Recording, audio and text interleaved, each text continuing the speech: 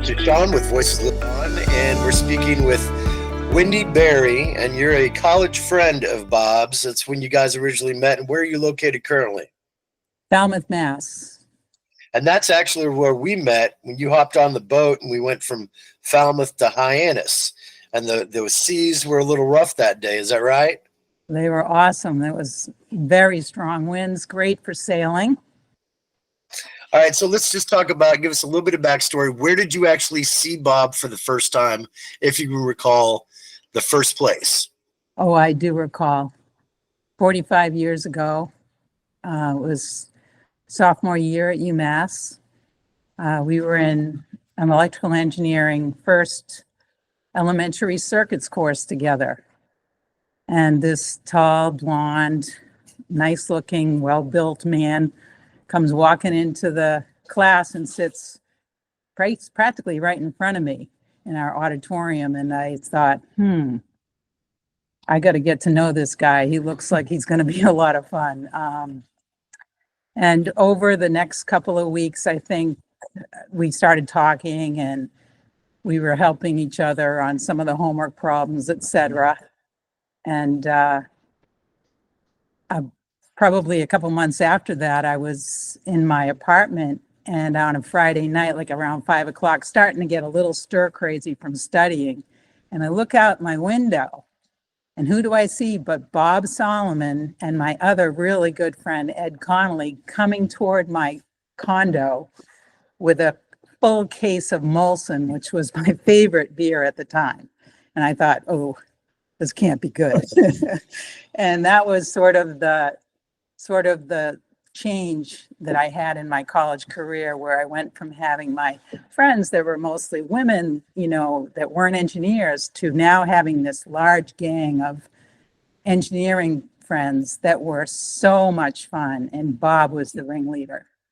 So that's kind of how that got going. This is a fun shot of him coming out of the bar association with a hat that might have been his for graduation. Why don't you give us a little bit of the backstory for that? Yeah, so this is the reason I put this picture first here is because it captured Bob's smirk. He had this smirk when he had this devilish, look about him that you knew that something was going to happen. And so I saw this smirk, this smile several times over the years, starting at UMass. And this particular picture was when he graduated with his MBA from Western New England. And so we, of course, had a wonderful time at that. And actually, my husband, Bob, who was very much like Bob Solomon, ended up coming to that as well. So that's a little backstory. Was this a restaurant bar? Is it called the Bar Association? It's called the Bar Association, yeah. It was outside somewhere near Western New England where he got So what are some of the other places that you would hang out with Bob? Where would you guys all go? What were some of the fun spots? Oh, he took us to quite a few spots. So he is the ringleader. Bob is a natural leader. I mean, knowing Bob was a turning point for me. I think there's some other pictures coming up here that I could talk more about, but he probably made my grade point average go down a little bit, but it was worth every little point.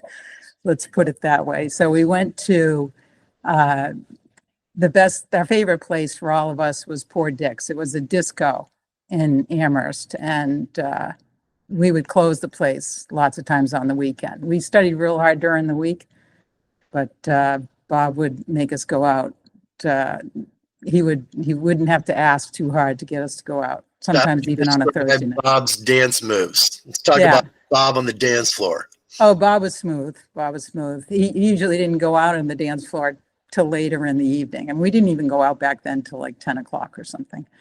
But the other places, I'll tell you real quick. Mike's, we went to Mike's down in Sunderland, and that was a place on, I think it was Fridays. They used to have a smorgasbord from 4 to 7, and it was like 10-cent beers that was, of course, a mistake for us to go to at 4 o'clock. And we just had a blast going there. And then after we closed places, sometimes we'd go to a place that stayed open until 2 in the morning, Sunderland. in Sunderland, 7 O's, we used to call it. And we always regretted that the next day because we had to get up early and study usually. And then, of course, there were breakfast runs that we used to go to, after going out, and that was always fun. So what was one of the first times that you remember going sailing with him?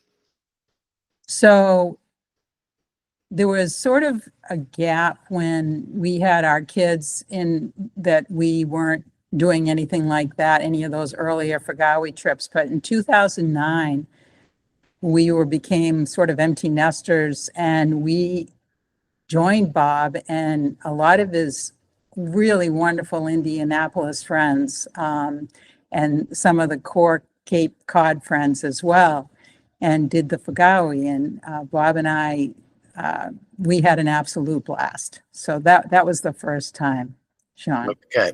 All right. So let's go back to the hair in the photo and the wet t-shirt, Bob sweaty, and the black and white.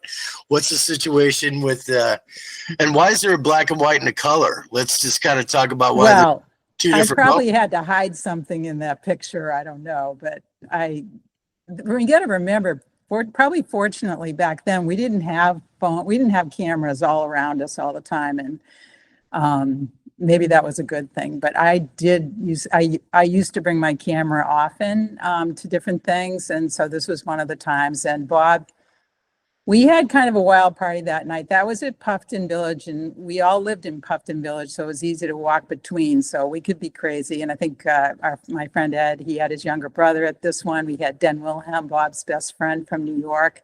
I mean, all these quality people. We had such good fun there. And Bob was always so generous. He had great parties. He used to cook pork chops after all the beer ran out at 2 a.m.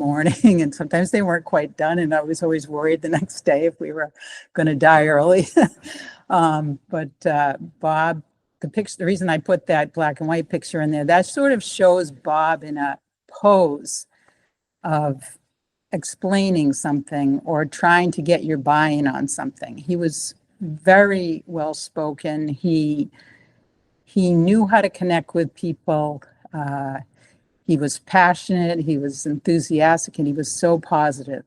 So this was probably one of the times, this just captured the sort of the posture that I wanted you to see, because many times over his life, he'd be explaining things like how the power system worked in Western New England. And he was always so excited about things like that. And once he really fully understood something, he loved to share it.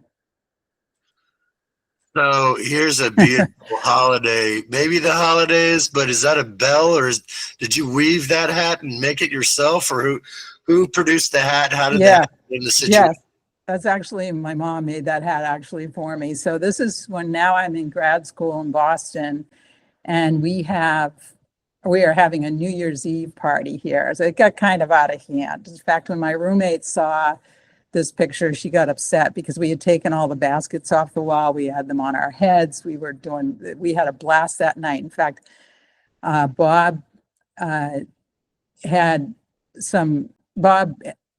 a sort of under a lucky star his whole life. I always thought he could get himself out of jams, and he just was, was lucky, and he brought a lot of the luck he had. But that particular night, he ended up losing his wallet somehow in Boston in the Back Bay. And so, I don't know, somehow he scrambled and he was able to get back home and all. But sure enough, about 2 weeks later, he got a package from the Boston Police Department with his wallet with all the money in it and everything. So that's one of the things I remember about this night. And where was this photo actually taken? Where were you This guys? was in my apartment on Newbury Street in the basement. Yeah. It was really fun. We had 12 people sleeping in, this apartment with, 2 bedrooms. It was typical of a college party type situation. That's beautiful. All right. So we're going to move on to you and a few others. What's described the one on the top and then the one on the bottom? Who are the people and what was Okay. So on the top, it's another time we were out to dinner in Western Mass, and this is after we'd graduated. Bob you may know, was the president of our Engineering Alumni Association pretty much right after we graduated. And he was, of course, key in getting me to join that and participate. And he had such, he convinced people to do pretty much anything. So I ended up being the next president after him. And he showed me the way. And again, his leadership skills, his communication. I mean, this was all before emotional intelligence books were written and describing that, but he certainly had that in the spades. He had an A+ in that. He was a real leader, and knew how to connect. Anyway, it's me in the middle, and then my husband Bob Barry on the right side, and we were just admiring his Republican tie there with the elephants. And I think this was prior to going. Well, it might have been after maybe we went to a couple inaugurations with Bob, which I'll talk about in a later picture. What was the dynamic between Bob and Bob? What was the what? The dynamic between Bob, your husband, and Bob Solomon. They're How would you describe their relationship and how they were together? So my Bob, very personable, very much not like your typical engineer. And so he and Bob Solomon were like fast friends, like almost immediately. My Bob would go up to people and, shake their hands and say hi to them. And sometimes that would intimidate my other engineering friends and not know where he was coming from. But someone like Bob Solomon, he loved that. And he became very close to Bob Barry. So that always brought me a lot of happiness. So. All right. So now we're moving on to a group pick. I think this is a political situation. Where, when, and who's in it? What was the situation? Well, we didn't talk about the lower picture, but the lower picture, I just wanted to say real quick, Sean, that was a ski trip that we did, and we did a few of those, and Bob was instrumental in organizing those. He would collect all the money. He would, he was just the ringleader. For 45 years, he was a ringleader, and the people, Okemo, and then the people changed over the years. Like, sometimes, he'd get a whole nother set of friends. I couldn't even keep track of all of the friends he had. He had so many, and he kept so many of the old ones. So this was a really good time at Okemo. We had cooked these big pasta dinners. Anyway, that's, I just wanted to point that out. And well, who's the three in the photo? Is it Bob, or who's in the photo there? Yeah. So Bob on the left, myself, and then Bill Day, a friend from Western Mass as well. Okay. All right. So this next one's back to the political situation dinner. Where, when, and who's in it, and what was the situation? Guys were all together. Right. So this is the President George Bush, the first George Bush's inauguration. His first inauguration is the only one, I guess, in 1989. And so Ed Connolly, you see on the left, a woman he was with, Terry, Bob Solomon, Bob Griffin, another friend of ours, an engineer as well, who was with us for several years. And then his wife, Liz, and my husband, Bob, and then the sitting, and then I'm in the front there. You can't quite see me that well, but we were out to dinner at inauguration, and we had a wonderful time. Bob, again, so generous. He was so proud of his dad and all he had accomplished and his family. And it was great because I've been hearing about his family for years, and it was great to get to meet them all and, really connect all the stories with the faces. So how would you kind of describe his personality in comparison to what he acquired from his family? If you met his mom, or if you met his dad or his brothers, how would you kind of describe, what was similar with how Bob was with specific family members, or anything that kind of brings that together? When Bob introduced people, he always made people feel, he always would tell a story to bring some great aspect of their life to light. And the stories he came up with when he introduced people, you were always like wondering what he was going to say and what he would say about other people when he introduced them. And it was like he had a gold mine. He just kept all people's golden nuggets in his back of his mind. So for his family, I mean, his dad, I went back and looked at my journal, and we went to his dad's funeral in 2001. And there were so many things I read in there that Bob was just like in the last, for the last several years of his life. There were so many flags at his dad's funeral. His dad was a Marine.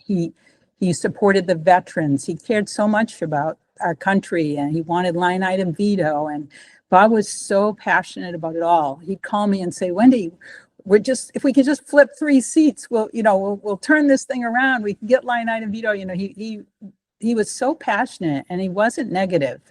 So I love that about him. His mom, he just adored his mom. He looked up to her. He would go out to lunch with her. In later years, he would tell me all about it.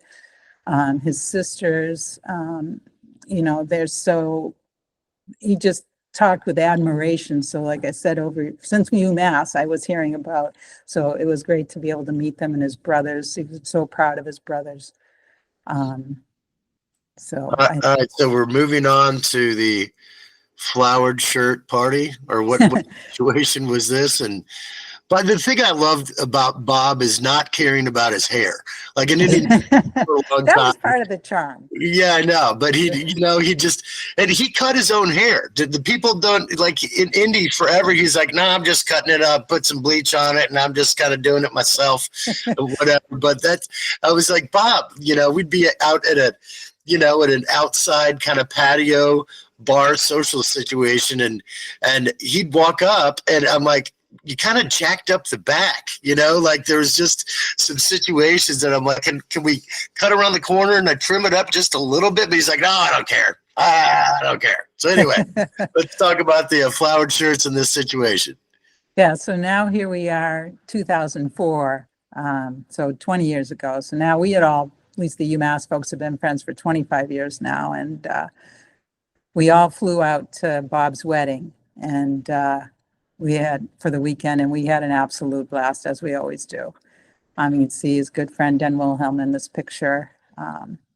He walked on water in Bob's eyes, and Craig Peralt on the right, and Bob Griffin and myself. So, and his sister Linda on the left. We had a wonderful time that night. So he had the ball and chain at the wedding. We had a tradition of whoever was getting married had to take the ball and chain. It was a bowling ball. And there was a little performance that had to be, a little scene that was enacted. And I think Ed Connolly and Craig and the other guys were involved in that. So Bob, he had given that ball to so many who married before him. So it was his turn. He was the last of the group, I think, to get married at that point. No, I think Ed was last. Ed came next. Anyway, go ahead. So we got power boats and sailboats, and Bob always obviously leaned toward the sailboat, but every once in a while, you'd have to get on those power boats. Is this Lake George? Where's this situation, and kind of what's a little bit of backstory? Sure. So this is right outside here, right in this bay, LaQuoit Bay. And my husband, Bob, is driving the boat. And I put this in here because Bob was always, again, so passionate about things. He was filming. He had one of the best Facebook, presences. He posted everything. He posted all kinds of the Fagawi races over the years and all fun photos that he was with different people. So on this particular trip, he was being the videographer, and we were about ready to pile the boat with all our UMass friends. This was around 2013 in July. So this was a great reunion there. All right, so let's bring Bob on in, and the jackets. Hey, Bob.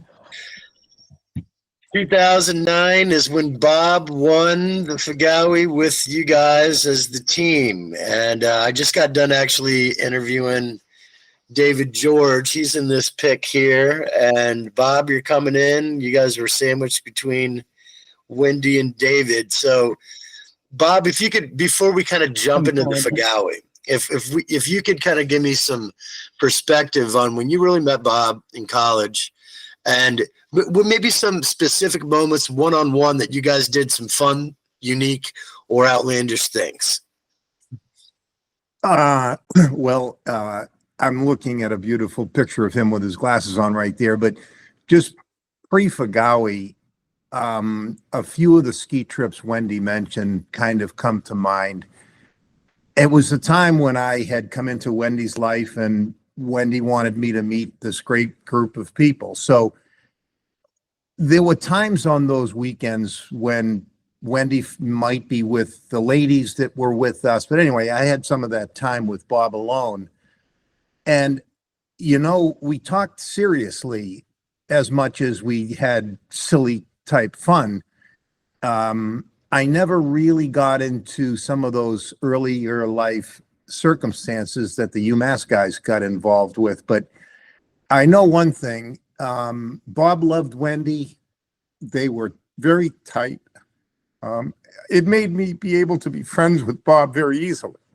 So sorry about that, but emotions, you know, have caught up to us a couple times in the last few days. But I'll tell you, it was so easy to become friendly with Bob and all of his Indianapolis people. His dad, I had the honor of meeting a couple of times, his mother and his sisters. So I'll fast forward to the Fagawi invitation we got. So they were looking for some people to join in the race. They needed about 15 people on this boat. It was about a 50-footer. And Bob would race in the class of, say, 40 to 50 footers. So Wendy and I got the invitation to join them. And that's the year that we did win the race. Extremely memorable to me to watch his skill. So we take off out of Hyannis, 10 a.m. We're all out circling. It was a windy day, and we're circling and circling, and finally the gun goes off. And it really almost like a sprint across 30 miles to get to Nantucket. But the reason that we did win the race, and there was a couple of very experienced people that Bob had recruited to come on the boat, they were actually able to watch the way the water swells were moving. They could read the current from the swells. We had boats on both sides of us, but ultimately, as Nantucket came into view, we just started to pull ahead of the other competitors, and we crossed into Nantucket Harbor, #1 in our class. Big party ensued on Nantucket, and then Bob, who was on, Bob was on the helm? He was on the helm. Is that right? Oh, yeah. Bob was on the helm the whole way. Oh, yeah. And there was a couple of, like, I would call them, you know, his lieutenants. I was up on the side with about 6 other people. We were what Bob had called rail meat. So we brought weight to the side of the boat that he needed us to be on. And at the end of the race, he said it was a very critical thing to have 6 or 8 of us people up, just helping to provide, you know, strategic ballast. So he had these jackets made once he got home. It does commemorate first place finish. He had all of our names put on. The name of the boat was put on, and he presented them all to us at one point. And I know the fellas that were on the boat with us, I hope to see all of you out there, and ladies. We're going to be wearing our jackets out there, and I hope if you guys still have yours, you'll bring them along. That's a highlight of my time with Bob. All right, so here's a shot of you two and actually me. I mean, I'm not in the pic with you guys, but this is when I met you guys on the, essentially we stopped in Falmouth before we took off. Was that kind of what happened? And there's, you know, Bob had me on the boat basically to interview the Wounded Warriors and Navy SEALs in the Fagawi race, but not in this short run race between Falmouth and Hyannis. And so just kind of give a little bit of, I don't know, situations you remember from the short boat race, and also, you know, just kind of that moment. So we had several fun times at the Falmouth Yacht Club where we would have this pre-dinner the night before dinner. And there'd be this big smorgasbord that Falmouth Yacht Club would lay out. And of course, Bob, knowing we were in Falmouth, would invite us whenever we were here. So we did that several times. And we were able to do the race between Falmouth and Hyannis a couple of times. And the last time was 2019 when we met you. And I was supposed to work that day. I wasn't even going to go on the race. Bob was going to do it without me. And then I got on the boat, was with Bob.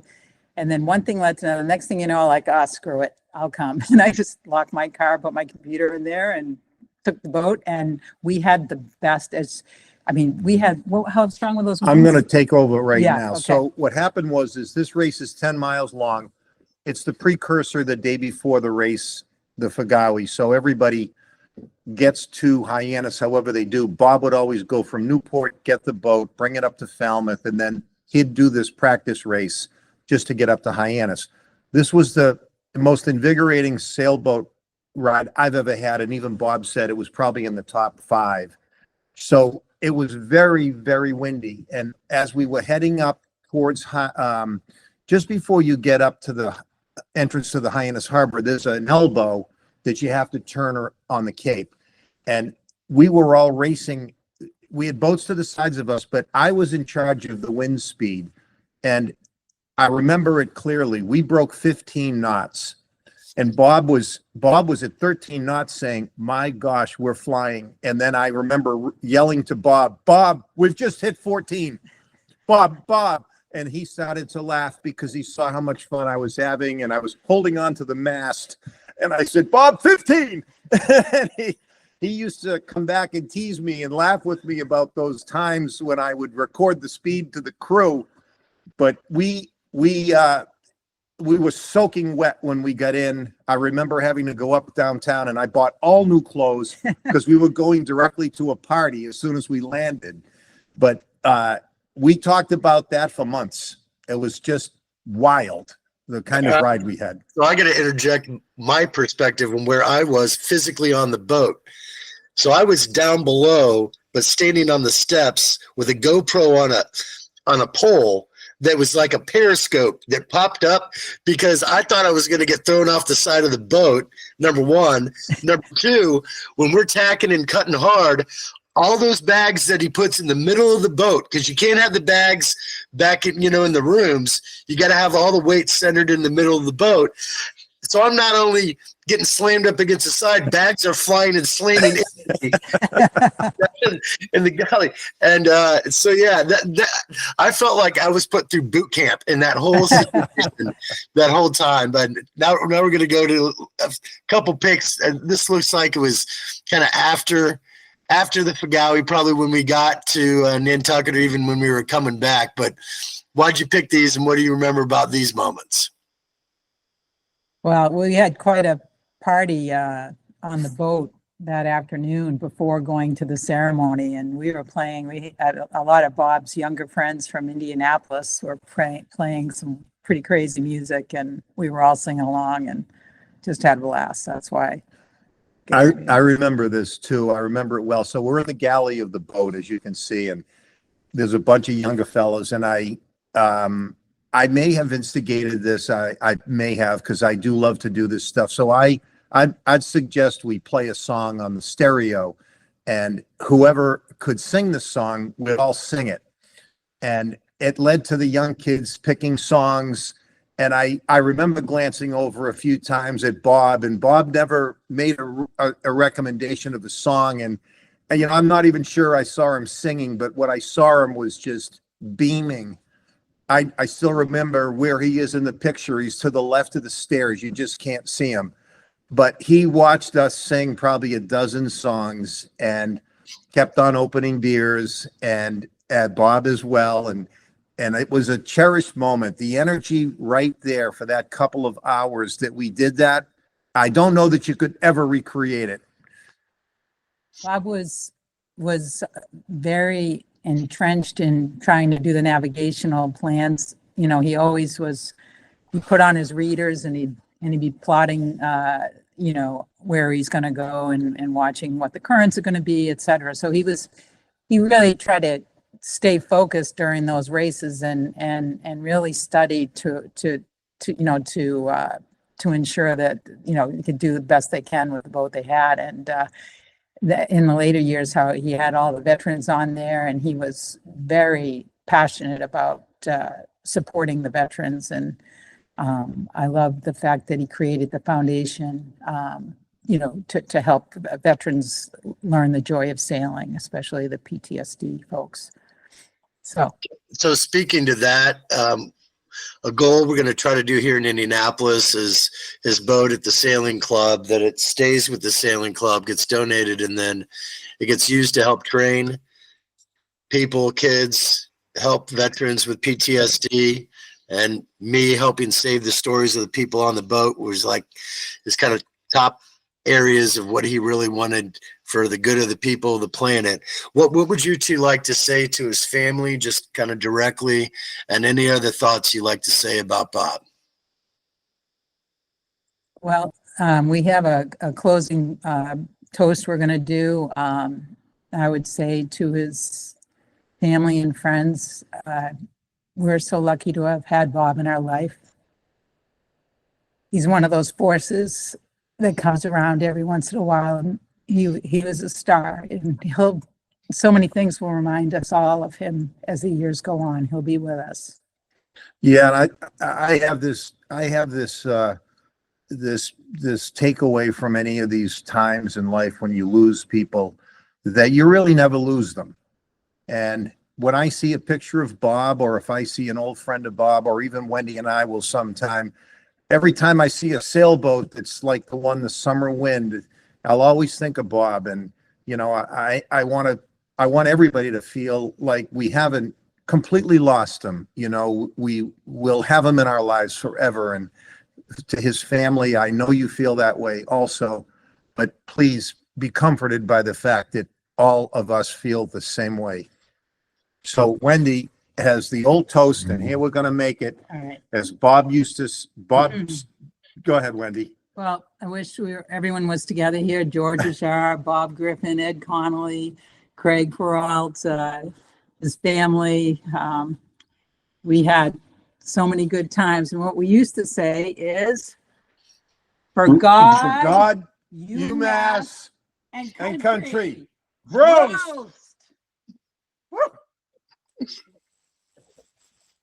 That was beautiful. Thank you very much for your time and for all your support and dedication with Bob's World over the years. Is there anything else you'd like to just say in closing? I don't think so. We'll Okay. see everybody, soon. Glad we got through it without a total breakdown. Are we only on with him right now? Yeah, we're still recording, so I'm going Okay. to close it out here in a second. But just stay on the line, and thank you very much for your time and your wonderful memories of Bob. Thank you. Thanks, Sean.